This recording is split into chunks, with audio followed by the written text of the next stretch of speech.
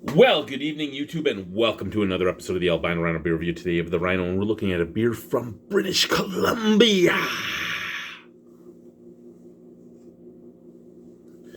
This is from Fernie Brewing Company.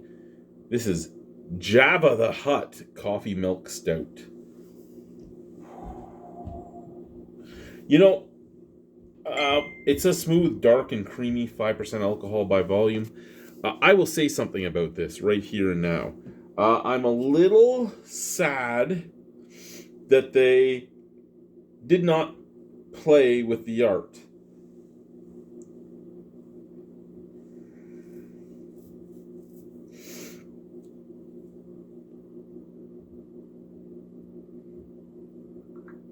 Huh.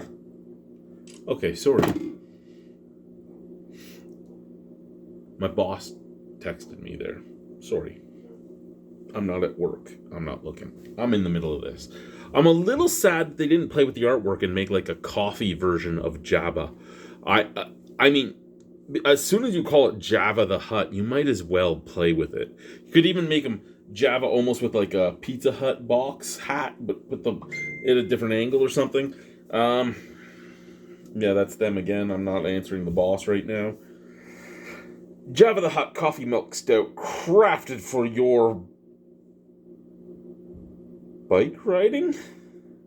Oh, for you by bike riding, powder chasing Fernie folk.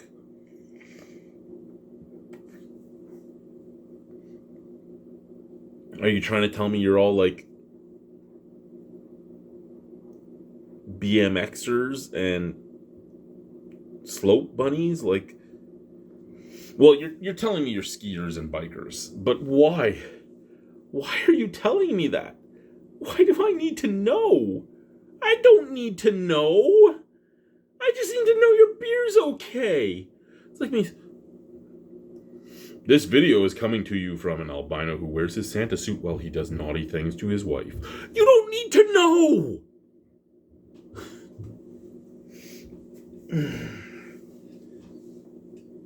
Which is with a rich infusion by roasted crow's nest coffee, this creamy stout is a truly satisfying brew any time of day.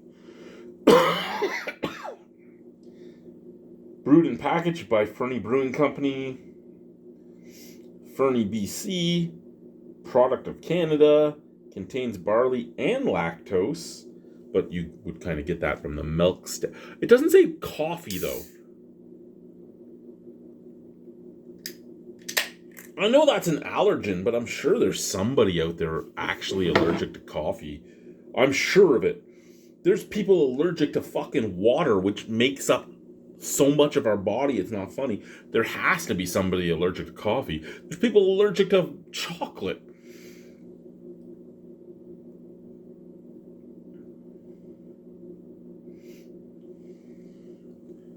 That fucking looks amazing. That fucking looks amazing. That fucking looks... Luckily, nobody's going to watch this right to the end, and if they do, I'm going to say a code. Write the code. Let me know how much you love me. Don't you fucking dare skip ahead either. Because you're going to do that. You're going to be like, let's skip ahead to the end and just... Look at the head. Look at the...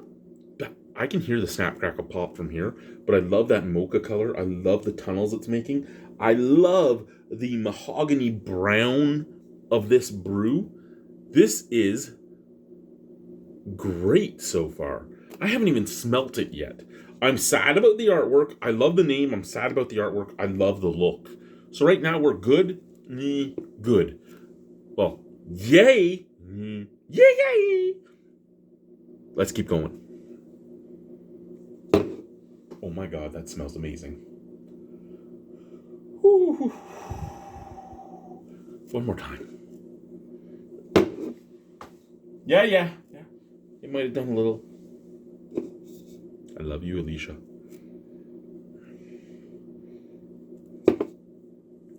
The sweet, velvety coffee notes coming off this are amazing. They're amazing. Like, it the coffee just pops in my nostrils. It's both a bit of green and a bit of light roast. It's not that deep dark roast, but it's green to just been roasted for like 10 minutes or something like that. Like it's beautiful. There's a nice sweet chocolate note in there as well, which makes it almost smell like a chocolate latte or something along those lines. And then that beautiful roasty toastiness at the back end. And I know we talked about roasted coffee, but the roasted coffee and that like almost charred wood, very different notes. I love the smell of this out of the can. We will put the can up because this is only here for I'm advertising for Asus. I get 5%. I don't get anything. I really should tell them they owe me something because Asus is at the bottom of my screen all the time. Out of the glass. If you work for Asus, let's work something out.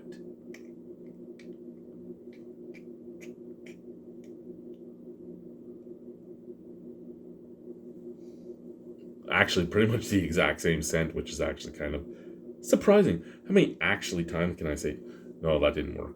How many times can I actually say actually in the next little while? I actually believe it could be a lot. Slanche. Oh, that's actually really good. You actually taste the coffee. You actually taste lactose. No, that is really good though. If I could say anything negative before I get into the positives, it's not very, as my buddy Matt from Massive Beer Reviews would say, it's not very stouty.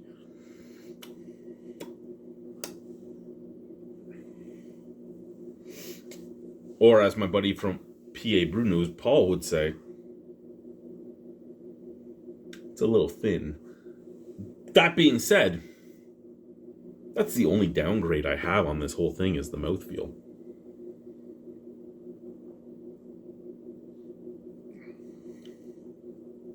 And again, it's this weird thing because it's not that the mouthfeel is really light or anything like that. It probably is about where your average beer is. Not even your average beer, your average stout, sorry. I still have a little bit of a cough. I apologize.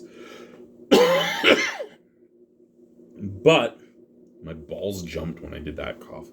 But now that you're getting these porters that are getting stronger and stronger and stronger, and you're getting these stouts that are basically meeting the percentages, and then you're making coffee porters and you're making coffee stouts and you're making, and once you start adding all these adjuncts and everything else and flavors and everything else into a beer, you can really do weird things with the characteristics of each style to a point where the only reason I'm saying this is a little thin is there is coffee porters that are basically just as thick or heavy on the mouthfeel as this is.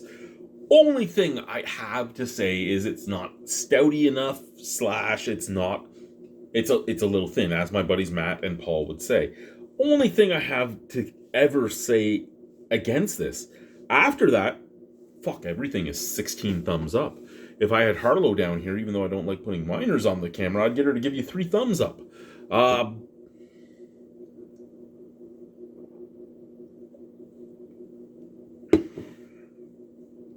Coffee.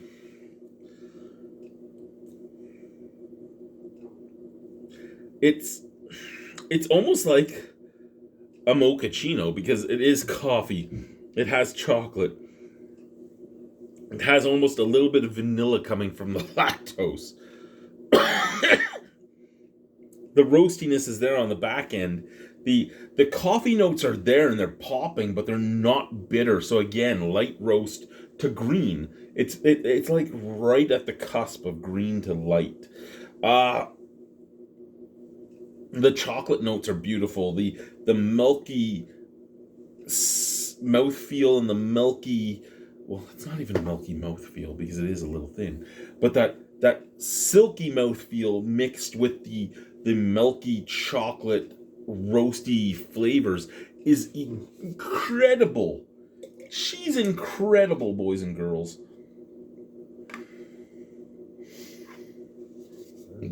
Excuse me. Is this the top tier beer? I don't think so. But is this a beer I could have in my rotation every day? Yes. And I mean, I could see you go, well, how can it be over a 9 then, guy? That there, Chad. Well, an 8 to an 8.75 is still a great beer. I mean, you figure, if I give this an 8.75, I'm saying it's like an 87.5 out of 100. Right? And I mean, that's the thing, right? You can keep jumping your numbers up. It's a 46.5 out of 50. Here's the thing. It's a great beer. It really is. It's a great beer. I can't say anything except I have one detraction from it.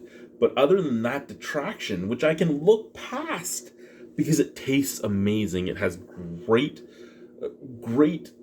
ability to be marketed. It tastes awesome. It's just a little thin. And the percentage is nice too.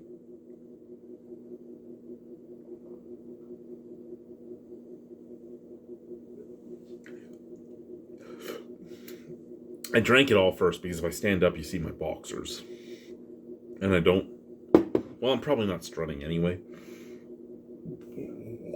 But that is really close to stout strut time. Again, chocolate milk, coffee, a little bit of roast, a little bit of toast. Beautiful. 8.75 out of 10. I really love this beer. Cheers. Bye-bye.